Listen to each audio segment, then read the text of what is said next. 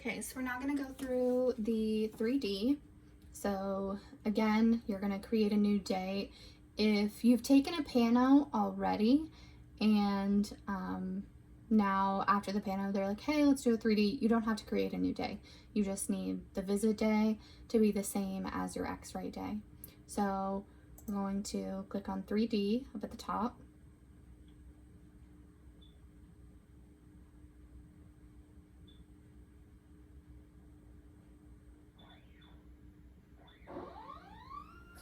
So our x-ray machine is going to spin around, get itself all set up.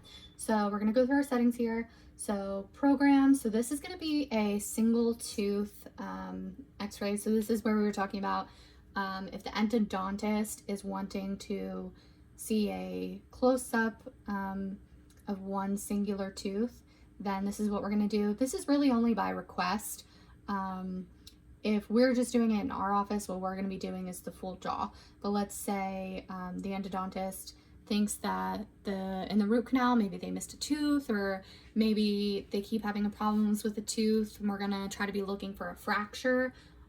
This is what we're going to do. So right now, this is on our front teeth. So to change the area, you're going to do these. This will usually give you a good kind of preview on what we're doing here, but you're gonna still want to verify that you're in the correct location. So let's see, you'll just work your way through. So I'd say this one, let's see, at least I would say this would get probably the third molars. This would get from probably about the third molar up maybe 2-3 more teeth. C is going to be, that's where right now, this kind of, that corner of our mouth. This will get your first 4 front teeth at least, and then those little tiny teeth down in the bottom, and then, work your way around. So this is going to be a 5x5 image. You're going to have to use this bite block for that, and the covers for that are going to be these large ones in here. And this is going to be where we have to move our chin support position. So let's kind of pop this out of here and go over here and take a look. So this is going to be where we're moving our chin support position, this position right here. So if you are wanting an x-ray of a lower tooth, you're going to move to about, like I said in the other video, I don't always go right on this arrow. I like to stay more on the root of the tooth. So this would be what we're putting on for a single lower tooth. And then for the upper tooth, again, I don't go like straight on where the arrow is. So that would be probably about here. I go just a little bit below that just to get more of the root. So that's the setting. That's the only time you're going to really move this chin support position is if you're taking an x-ray of a 3D of a single tooth. Otherwise, you're gonna leave it on this pano setting down here at the bottom. And that's gonna be for your full jaw 3D, which you're going to use this for. So you'll put this in, they'll put their chin in the position, put their forehead on there, and then you'll take that x-ray. So let's pop this back in our tripod. There we go. Okay. So then when we're looking on here, you'll see this setting here. We don't want to use this. This is just, if you look at our settings here, they become less, and it's just not going to give you as clear of an image, which dental radiation nowadays is just so small that we don't want to lessen kind of our quality of image just to save that. It's you're gonna always want to do that full setting of radiation and time. So with this, to verify that you're in the correct position, you're going to put them in position and then you're going to click this button right here.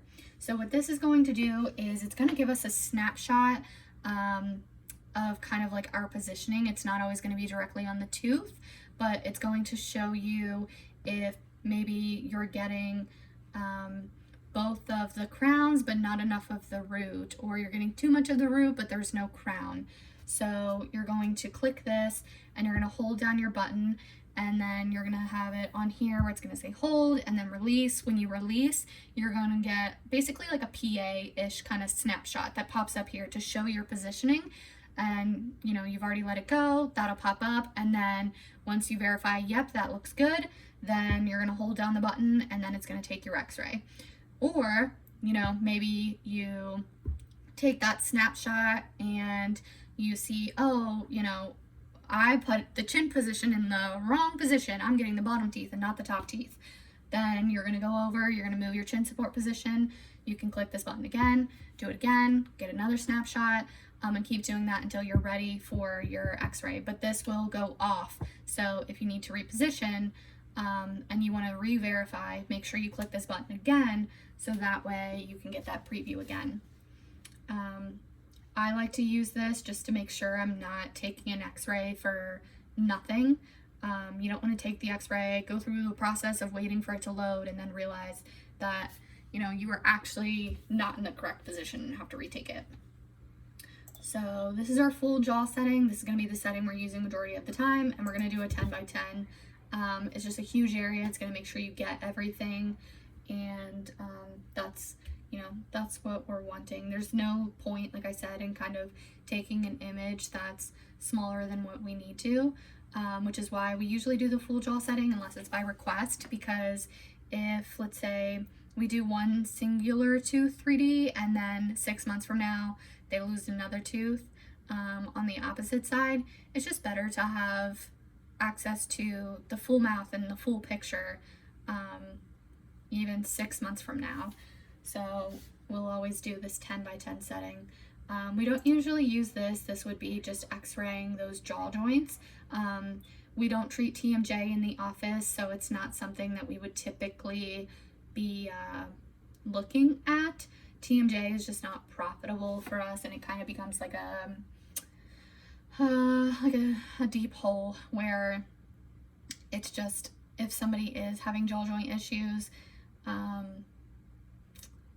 you can treat things and then it's still a problem. You treat one thing or you treat one side and then the other side becomes a problem.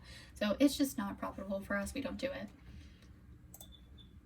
So again, we're always going to check our patient size, make sure it's on the correct patient size, and our parameters, we never change those, but our patient size we will. So make sure that patient size is correct. And then, like I said, we'll move our chin support position and make sure that's all correct. Before we take a 3D, let's see, down here in this little binder, we have a 3D consent, and we also kind of right now I think have them next to the computer right here.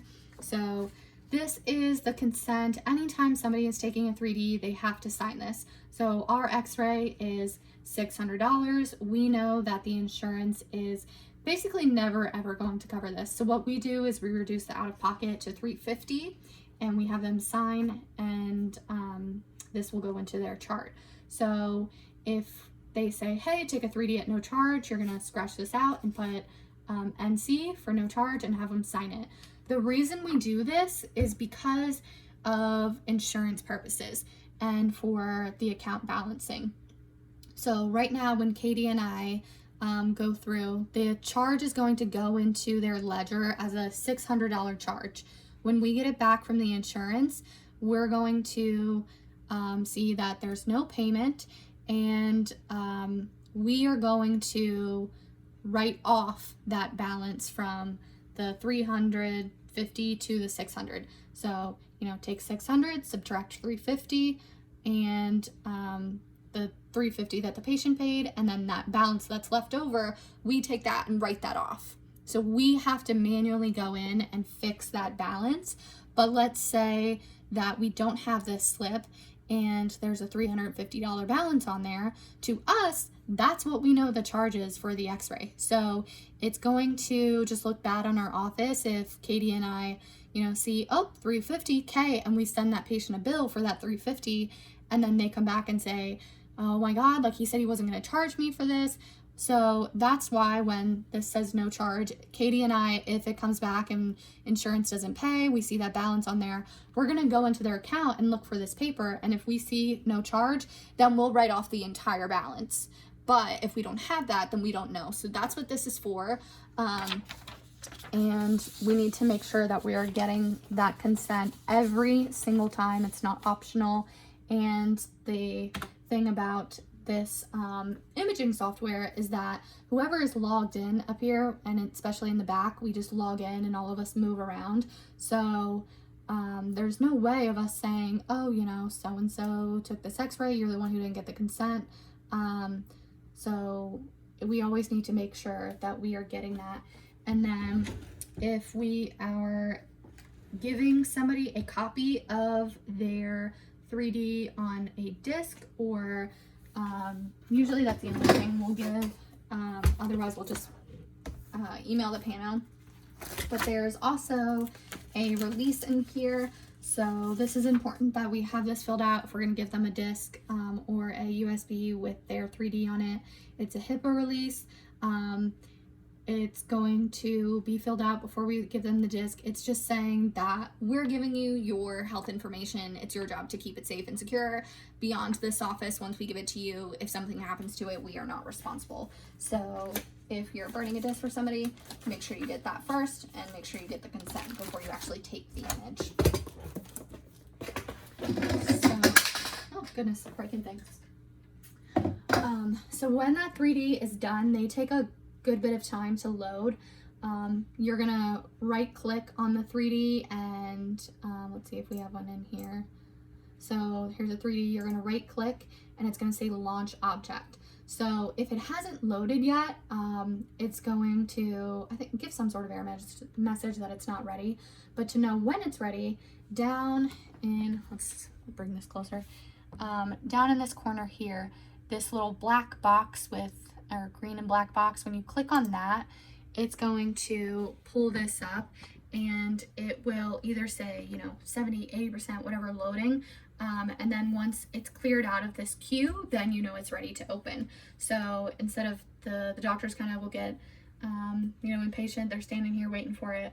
So if you bring that window up, then you know when it's ready and you can open it. Otherwise, you're just going to keep clicking and it's not going to open.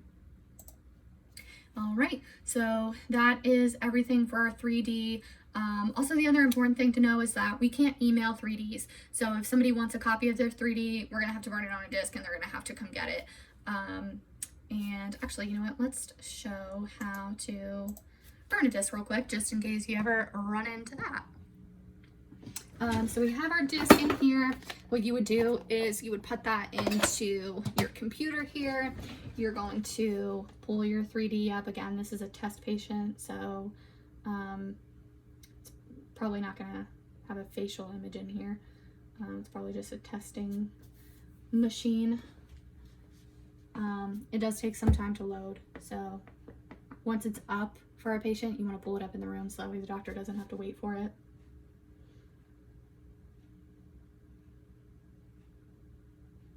And then I can also show how to take a snapshot and put that into a patient's account. So maybe the video is not over. Let's do some things first.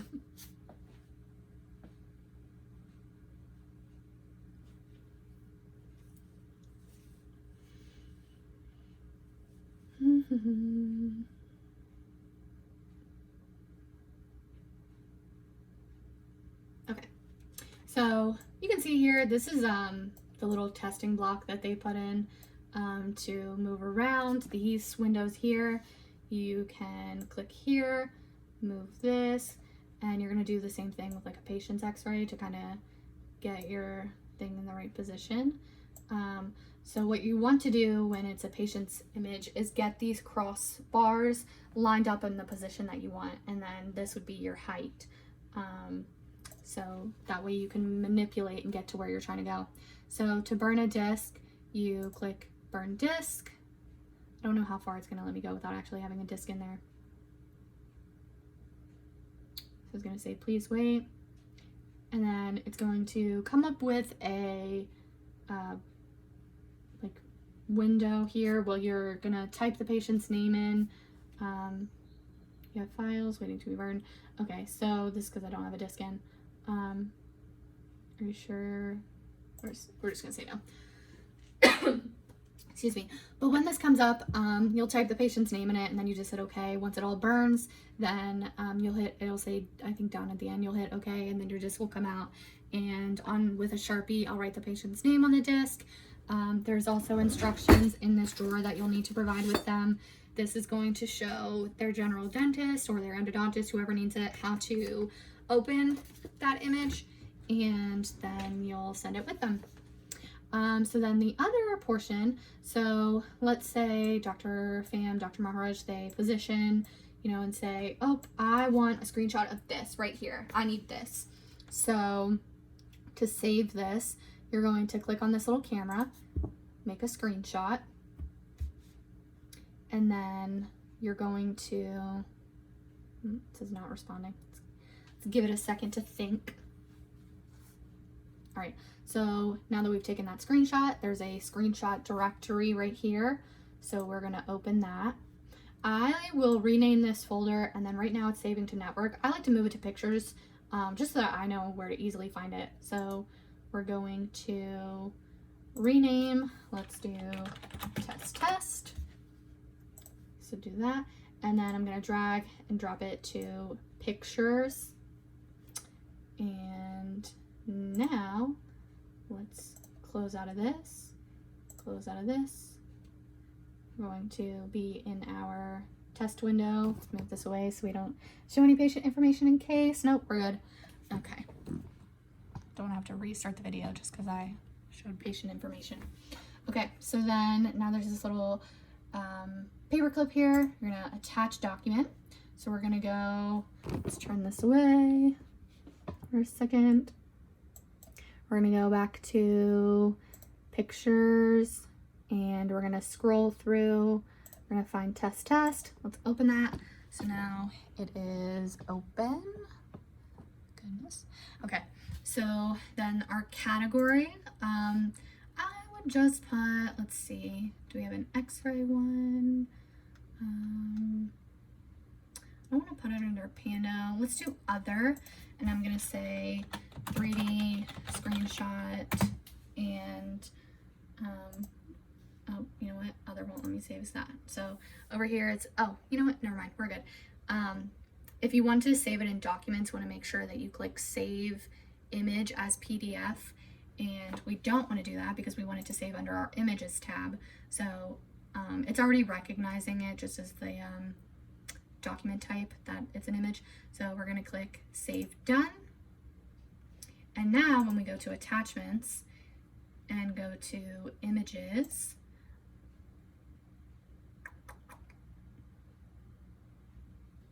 now our screenshot is going to be all the way down at the bottom.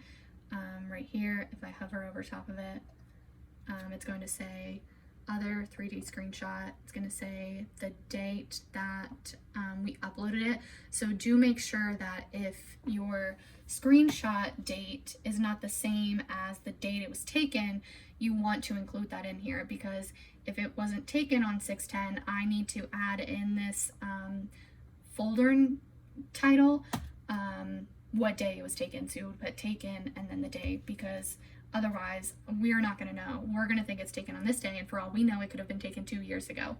So you need to clarify within that. And let's see, I'm trying to think if there's anything else to include in here before I cut this video off, and I don't think there is. So we are going to leave this here. This is the 3D portion of the X-ray training.